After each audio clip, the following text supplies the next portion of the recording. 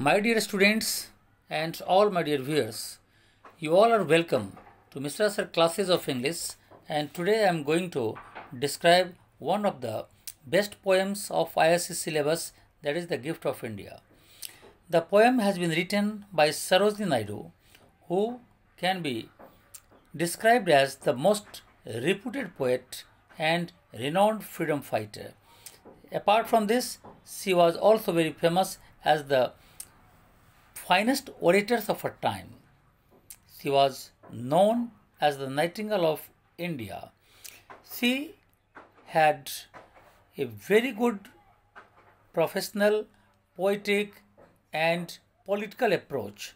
She was the second woman to become the president of Indian National Congress in 1925. She has written a large number of poems, but most of her poems are based on patriotism. The present poem, The Gift of India, is an anti-war poem which brings home the idea that war is horrible and destructive. This is the basic theme of the poem. The another theme of the poem is that the sacrifices of brave people cannot and should not be forgotten. Brave soldiers who die fighting deserve to be honored and remembered. So these two themes are the basic themes of the poem. Under the British rule, Indian soldiers were sent to fight the Germans in distinct lands during the World War I, and they did not know for what cause they were fighting. A large number of these brave soldiers sacrificed their lives for the British rulers, who only plundered India of its rich treasures and treated Indians badly. So this is the basic background of the poem. यानी Indian soldiers को foreign land में लड़ने के लिए भेजा जाता था। वो वहाँ पर अपनी जान दे देते थे, लेकिन उनकी कुर्बानी को एक बार भी ब्रिटिश गवर्नमेंट ने याद तक नहीं किया। इसी से दुखी होकर, इसी बात को लेकर पोइटेस सरोजिनी नायडू ने इस पोएम को लिखा है। तो ज़रा कुछ इंट्रोडक्शन के अब हम लोग स्टार्ट करते हैं इसके लाइन को। लाइन में कहता है, is there aught you need that my hands withhold. तो इसका मतलब क्या है? एक्चुअली वो कहना चाहती है, speaker of the poem is Mother India and she addresses the Britishers who ruled India.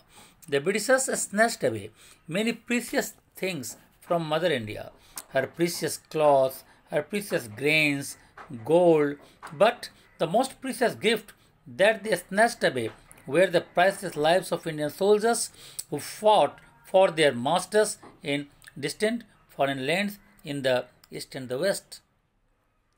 And they fought bloody wars with their weapons, even without knowing for what cause they were fighting. So the first line is just a question. Mother India पूछती है किससे? British से। क्या मेरे पास और कुछ बचा हुआ है जो मैं तुमको दे सकती हूँ? मैंने तो दे दिया, अपना रेमेंट दे दिया, मतलब क्लॉथ दे दिया, ग्रेन अनाज दे दिया, गोल्ड पैसा दे दिया, सोना दे दिया, सब दे दिया। अब मेरे पास क्या बचा है? लो, I have flung to the east and the west, I have flung to the east and the west, priceless treasures from my breast.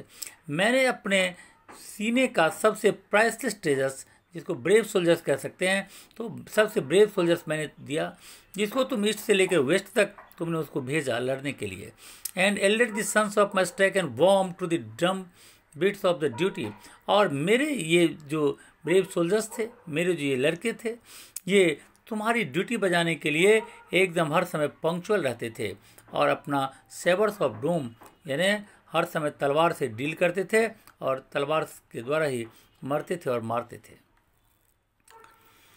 तो फर्स्ट जो इसका 5 लाइन्स है, उसमें पोएट ये कहना चाह रही है कि हमने अपने बेटे को, हमने अपने संतानों को, जिसको यहाँ पर ब्रेव सोल्जर्स कहा गया है, उसको तुम्हें दे दिया।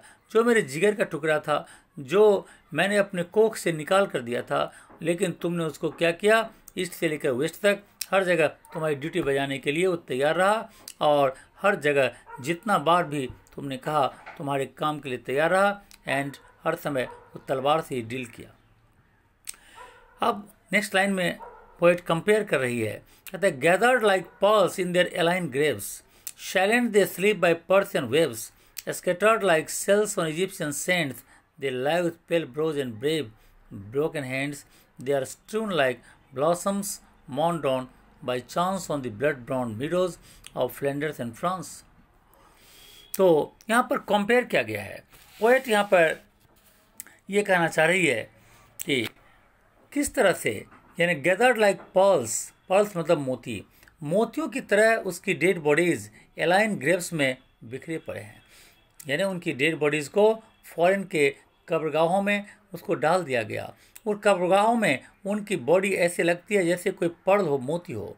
यहाँ पर डेड बॉडी को पर्ल के साथ कंपेयर किया गया है. Silent they sleep by the Persian waves, और वो पर्सियन सी वेव्स के बगल में साइलेंटली सोए हुए हैं. Scattered like shells on Egyptian sands, Egyptian desert के ऊपर वो ऐसे पड़े हुए हैं उनकी डेड बॉडी जैसे कि बंदूक की गोली इधर उधर पड़ी होती है. They lie with pale brows and brave, वो वहाँ पर मरे पड़े हैं, लेकिन वो बहादुरी से मरे हैं.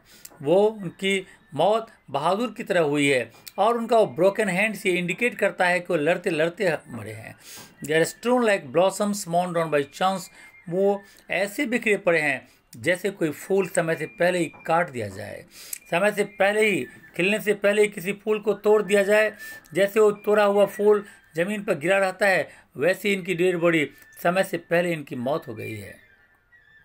On the blood brown meadows of Flanders and France, Flanders मतलब बेल्जियम, और फ्रांस में जिस तरह से यानी ज़मीन ब्लड ब्राउन यानी लाल कलर का, यानी रेड जो यानी ब्लड है, लाल खून से रंगा हुआ, जैसे मीडोज बेल्जियम का और फ्रांस का फूलों से होता है, वैसे ही डेड बॉडीज़ के और उनके खून से रंग गया है. पोएट ये कहना चाह रहे हैं यहाँ पर कि soldiers were as valuable as pearls were killed and buried in graves by the shores of Persia, इसको भी ईरान कहते हैं. The soldiers who lay down their lives in Egypt were found scattered on sands as cells are found scattered on sands. They lay dead, their death being signaled by pale brows and their bravery by broken hands. फिर दूसरी image है. The poet compares the dead soldiers to flowers that are cut down without any plan and that remain scattered and uncared for. So this is what happened to the Indian soldiers whose dead bodies were left unattended on the grassy fields of Flanders and France. The blood of the soldiers colored the fields. इसके बाद poet यहाँ पर आगे बढ़ती है और यहाँ से थोड़ा सा सिचुएशन चेंज है. यहाँ पर पोएट कहती है, can you measure the grief of the tears I weep और compass the woe of the watch I keep. क्या मदर इंडिया कहती है, पूछती है रूलर से कि if they could ever measure the tears of her grief and know the extent of her woes at the death of her brave son. उसकी आंखों में जो आंसू है, उसके अपने बच्चे की मौत पर जो दुख है, क्या ब्रिटिश इंडिया कभी उसको भाप सकती है, माप सकती है? और the pride that thrills through my heart's despair and the hope that comforts the anguish of prayer and the far sad glories vision I see of the torn red banners of victory. तो यहाँ पर poet कह रही है, लेकिन yes if they could ever know the extent of her pride over their bravery. तो दुख तो है बेटे के जाने का, लेकिन उसकी ब्रेवरी के ऊपर प्राइड भी है, एक अहंकार है. The pride that makes her forget her despair, और वो प्राइड उसके डिस्पेयर को भुला देने के लिए काफ़ी है. फिर वो पूछती है, if they could know the hope in her heart that comforts in anguish of prayer. In fact, she has a mix of feelings when she thinks of the sacrifices of her great heroes. She has a sad vision of the bloody flag wavering, proclaiming victory. The soldiers died, but they won decisive victory for their masters. तो उन्हें एक उम्मीद है, कहते हैं यहाँ पर, and the hope that comforts the anguish of prayer. And the far sad glorious vision I see, यानी पोएट को एक दूर में एक ऐसा सपना दिखाई देता है जिसमें उसकी एक तरह से उसके सोल्जर्स की जीत हुई है. आखिरी के लाइंस में पोएट यहाँ पर कहती है, द स्पीकर कंक्लूड्स, क्या कहती है यहाँ पर? यहाँ कहती है, when the terror and the tumult of hate shall cease and life be refashioned on anvils of peace and your love shall offer memorial thanks to the comrades who fought on their dauntless ranks. And you honor the deeds of the dauntless ones. Remember the blood of my martyred sons. Poet को ये जो lines है ये actually एक hope है. The speaker the poet concludes on a note of hope. A day is not far when the violent commotion of fate, that is war, would come to an end. एक वक्त आएगा जब ये वार का जो खतरा है वो खत्म हो जाएगा. Because this is the hope. When the terror and the tumult of fate, terror मतलब आतंक, डर, भय, tumult मतलब अपरोरिंग ऑफ हेट, नफरत खत्म हो जाएगी, सीज हो जाएगी. एंड लाइफ भी रिफ्रेशन एंड और इंसान की जिंदगी का जो मेन फाउंडेशन होगा, एनविल होगा, वो होगा peace. And your love shall offer memorial thanks. और तब ये कहती है कि तुम्हारा जो प्यार होगा वो एक तरह से थैंक्स देगा. Life would be peaceful. The speaker is hopeful that the bravery of Indian soldiers would be remembered with gratitude. इनकी बहादुरी को याद किया जाएगा. और to the comrades who fought the dauntless rank, जिसने बहादुरी के साथ लड़ा. And you honour the deeds of the dauntless one. इतना ही नहीं, the brave acts of the Indian soldiers would be acknowledged and honoured. The coming generations would remember those who laid down their lives in foreign lands. तो ये कह रहा है remember the blood of a martyr son. और तुम भी याद रखोगे, आने वाला जनरेशन याद रखेगा, उसको ऑनर करेगा, उसके डीड्स को, उसके कामों को, जो डाउंटलेसली, जो ब्रेवली उसने किया है, जो फियरलेसली उसने किया है, उसको आने वाला जनरेशन याद रखेगा. उसके ब्लड को, उसके मार्टियर्ड सन, उसके शहीद बेटों के खून को आने वाला जनरेशन याद रखेगा. और इसी नोट के साथ पोएम यहाँ पर ख़त्म होता है. पोएम में काफ़ी सिमिलीज है, काफ़ी मेटाफर्स भी है. तो जैसे dead soldiers are compared to pearls gathered like pearls. तो ये क्या है, सिमली है.